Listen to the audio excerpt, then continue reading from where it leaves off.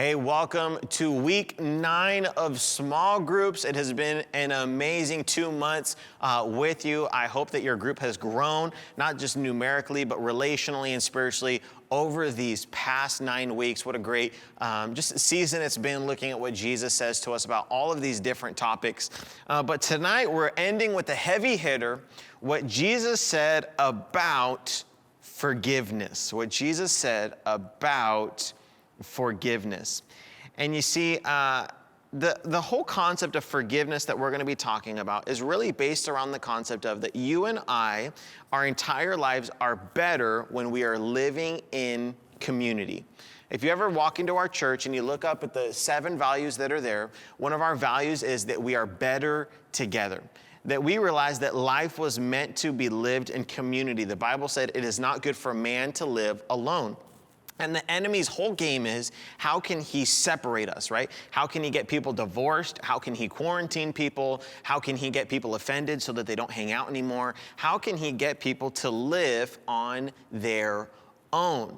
And so throughout all of our lives, we're dealing with different things that are attacks from the enemy, trying to say, how can I get you to live separately? And one of the main ways that the enemy is super successful in doing this is the seed of unforgiveness. Is the best way. It will tear apart a marriage in no time. It will have you quit your job in no time. It'll get you to leave a church in no time. It'll get you to leave a small group and find another small group in no time. It'll get you to change services on a Sunday morning because you don't want to be around that person in no time. Unforgiveness is one of those things that absolutely tears apart relationships. And the whole concept is we are better together, and what we have to learn to do is to push through situations to continue to be in community, so we continue to grow together, we continue to serve God together, and we continue to have support from other people. And there's a couple of different ways that you and I can combat unforgiveness. And the first way we're going to look at is through Matthew chapter 5. It says this: "You have heard it said to the people long ago, you shall not murder, and anyone who murders will be subject to judgment.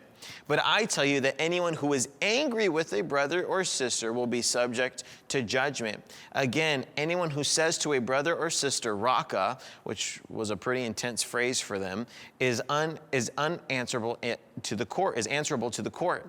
And anyone who says, you fool, will be in danger of the fire of hell.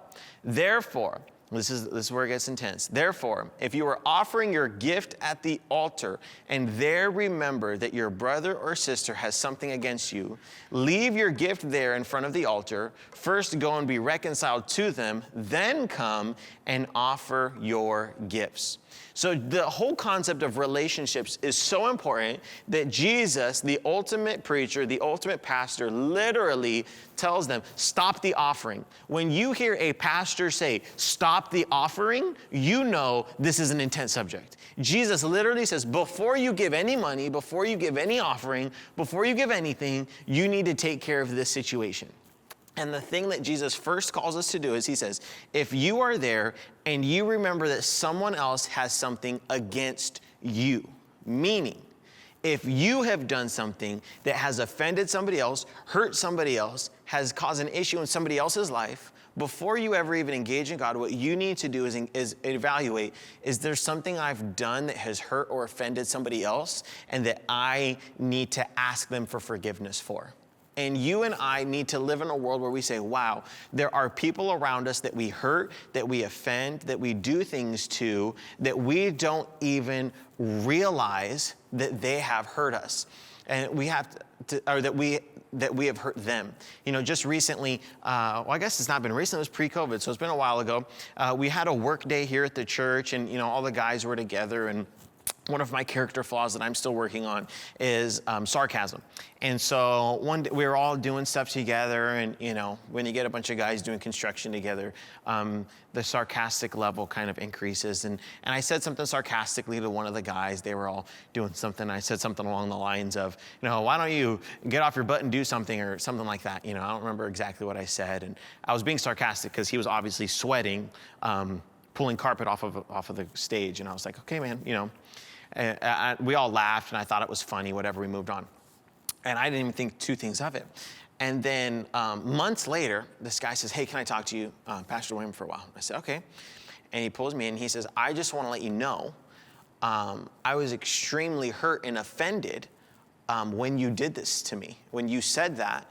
And I was like, I was oblivious to it. Wow, I can't believe that I actually did something that hurt you. And in that moment, it's like, wow, I need to become more conscious of the things that I am doing that hurt other people, that offend other people, that do things to other people that cause them to not want to be a part of community, to not want to be in relationship.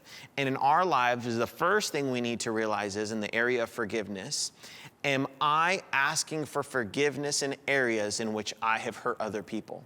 Because they will walk away with hurt, with all of these different things. If you have employees that work for you, do you think to yourself, how have I irritated my employees? How have I been a poor leader? How do I need to ask for forgiveness? If you're a parent, how do I need to ask for forgiveness from my children? In any situation, if you're married, how do I need to ask for forgiveness from this person that you may have mistakenly hurt somebody or offended someone? And the first step that we have to say is, okay, will you forgive me? I'm going to be the bigger person, and I'm picking up that I think I've hurt you, and I want to apologize for that. So the first one is that. But the second part of that is really, really difficult is you and I, when we become the people that are hurt, when we become the people that are offended, when we become the people that have issues, Jesus says if you have a problem with a brother, go and confront that brother one-on-one and bring to their attention whatever it is that is going on. I cannot tell you how many countless times, just yesterday I was counseling somebody on this. People come up to Pastor Adrian and myself and start sharing with us how hurt they are in a situation. And they're sharing all of these things about this and that and this and that, and they can't believe how horrible of a person they are and this and that. And we just simply said, well, have you talked to them about this? Have you brought this up to their attention? Well, no.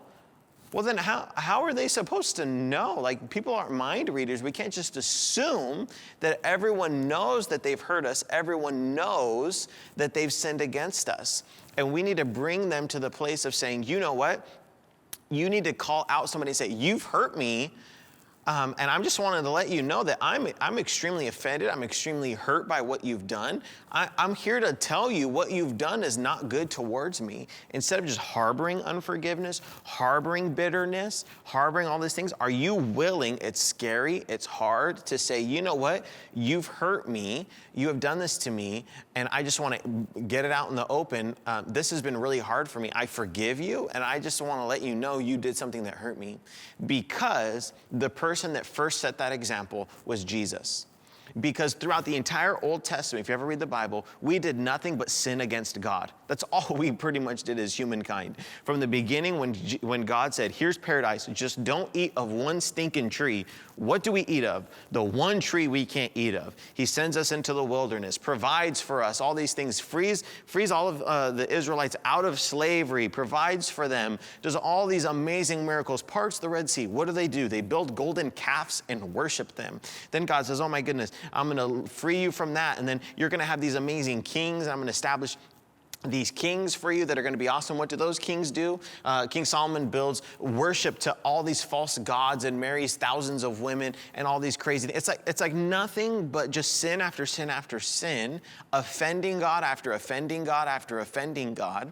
Then the book of Romans says that Jesus came so that you and I could know, hey, you did some things that hurt God. You did some things that were sinful, and they gave us the opportunity to restore a relationship with God. Jesus came, brought to our attention that we did some messed up stuff so that you and I could have a restored relationship with God. That was Jesus' whole goal, was how can I reconcile man to God?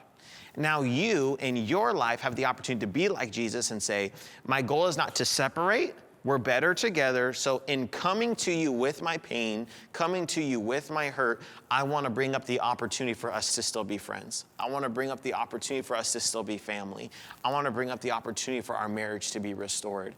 So in your life, whether you've offended somebody else and you need to be the bigger person and go to them, or whether someone else has offended you and you're harboring this hurt, God is calling us to be the people that interact with other people and bring up the opportunity for forgiveness. So tonight, maybe God has put something on your heart, or this morning, whenever it is that you're meeting, God has put something on your heart to say, this person has hurt me, I need to talk to them.